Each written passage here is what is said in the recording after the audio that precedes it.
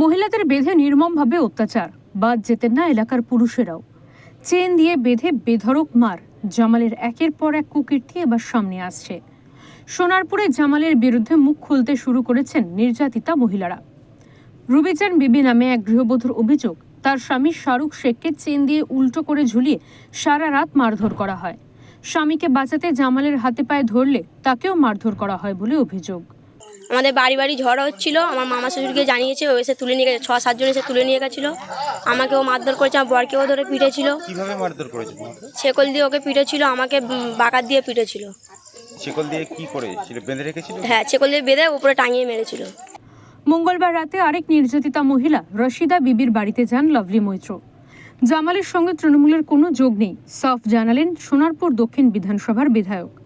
অভিযুক্ত জামালকে গ্রেফতার করা হবে এবং আইনের পথে চলবে বলে স্পষ্ট বার্তা দেন লাভলি মৈত্র। ঘটনাটা যেটা ঘটেছে সেটা অত্যন্ত খারাপ ঘটনা, অত্যন্ত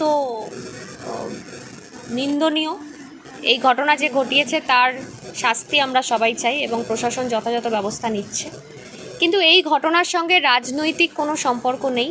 প্রসঙ্গত অভিযুক্ত জামাল পলাতক, তার সন্ধানে বিভিন্ন জায়গায় তল্লাশি অভিযান চালানো হচ্ছে বলে পুলিশ সূত্রে জানা গিয়েছে।